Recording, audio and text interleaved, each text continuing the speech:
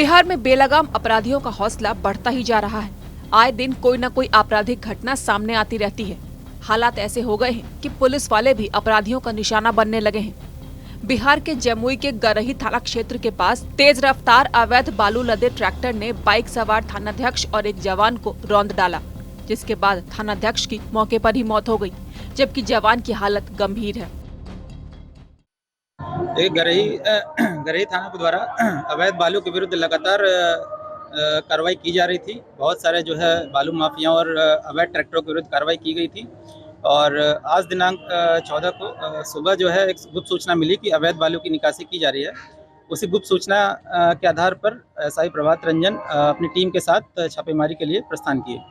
और प्रस्थान के दौरान जब अवैध बालू ट्रैक्टर को पकड़ा जा रहा था, उस समय अवैध बालू जो ट्रैक्टर चला रहा था उसके द्वारा जान मारने की नियत से कई बार जो है धक्का दिया गया इनकी गाड़ी को, जो है जिसमें प्रभात रंजन के ऊपर ट्रैक्टर चढ़ा दिया गया। और इसी क्रम में जो है इलाज के लिए हम लोग ले जा रहे थे वहाँ के लोकल थाना के द्वारा, और इलाज के क्रम में जो है हॉस्पिटल पहुँचने के पहले ही वो शहीद हो गए। इसके अलावा एक अन्य होमगार्ड भी गंभीर रूप से जख्मी हुए हैं, जिनका इलाज अभी जमुई में चल रहा है। और इस पूरे घटनाक्रम पे जमुई पुलिस काफ़ी हताहत और दुखी है, और परिवार के साथ उसकी संवेदनाएं पूरी हैं। पुलिस अधीक्षक महोदय जमुई के द्वारा एक विशेष टीम का गठन किया गया है, जो कि अनुमंडल पुलिस पदाधिकारी जमुई के नेतृत्व में विशेष छापेमारी दल का गठन किया गया है। और वो लगातार जो चालक है, जिसकी पहचान कर ली गई है, चालक नवादा जिला का रहने वाला है, और उसकी गिरफ्तारी के लिए लगातार टीम छापेमारी कर रही है। टेक्निकल टीम भी लगी है और जल्दी ही उसे हम पकड़ लेंगे। और इस तरह की जो भी है घटनाएं, जमुई पुलिस लगातार इसमें तत्पर रही, आगे भी रहेगी। इस पूरी घटना को देखते हुए हमारी जो कार्रवाई है वो और बढ़ा दी जाएगी। बालू माफियाओं के विरुद्ध और लगातार जो छापेमारी वो बढ़ा दी जाएगी। और इस घटना में जो भी लोग अन्य जो लोग सम्मिलित हैं उसकी हम लोग जल्द गिरफ्तारी कर लेंगे। मृतक थानाध्यक्ष प्रभात रंजन जमुई जिले के गरही थाने में थानाध्यक्ष के पद पर तैनात थे।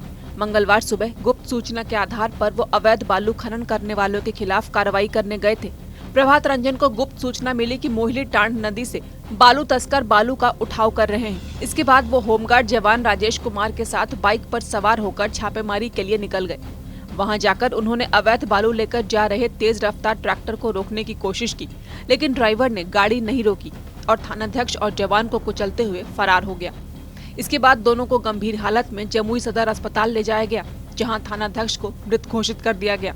होमगार्ड जवान को प्रारंभिक इलाज के बाद एक निजी अस्पताल में रेफर किया गया, जहां उनकी हालत गंभीर बताई जा रही है। घटना को लेकर लोक जनशक्ति पार्टी रामविलास के अध्यक्ष और जमुई से सांसद चिराग पासवान ने अपने सोशल मीडिया अकाउंट पर 2 पोस्ट किए और घटना पर दुख जताते हुए नीतीश सरकार को निशाने पर लिया।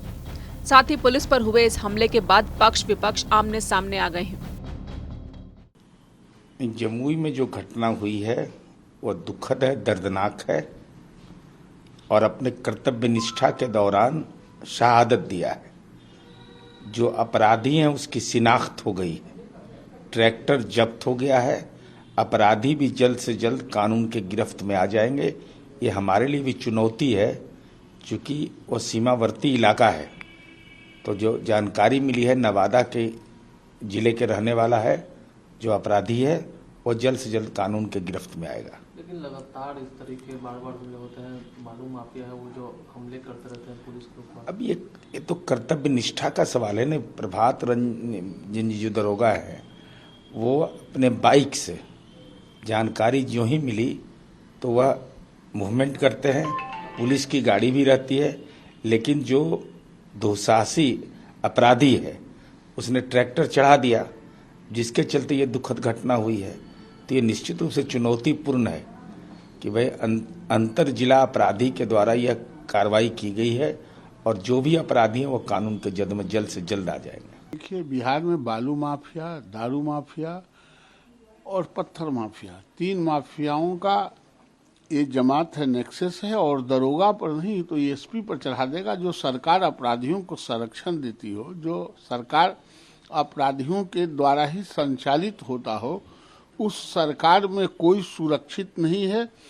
जब पुलिस मारे जा रहे हैं, जब दरोगा मारे जा रहे हैं, डीएसपी और एसपी मारे जाएंगे, लेकिन ये सरकार संरक्षण हर हाल में अपराधियों को करेगी। और ये जो बालू माफिया हैं, जो दारू माफिया हैं, उनके ही द्वारा ये सरकार संचालित हो रहे हैं। लेकिन जिस तरीके से लगातार है वो हमले करते हैं, कैसे देखते हैं? नहीं, वो तो हमला करेंगे। हमला क्या करना है, वो जिस पर उसका इच्छा हो जाएगा, जिसको मार देना। जब सरकार स्पॉन्सर है, वही काम सरकार कर रही है, तो वो किसी को मार सकता है। आज उसी के हाथ में बिहार का बागडोर है। प्रभात रंजन 2018 बैच के सब इंस्पेक्टर थे। सूबे में इन दिनों शराब तस्कर और बालू माफिया लगातार पुलिस कर्मियों पर हमलावर हो रहे हैं। ऐसा लगने लगा है मानो बदमाशों में पुलिस का खौफ खत्म हो गया हो। अपराध की ऐसी बढ़ती घटनाओं के बाद भी सरकार इस तरफ कोई ठोस कदम उठाती नहीं दिख रही, जिससे ऐसी घटनाओं पर लगाम लगे। ऐसे में फिर कोई घटना सामने आ जाए तो शायद किसी के लिए हैरानी की बात नहीं होगी।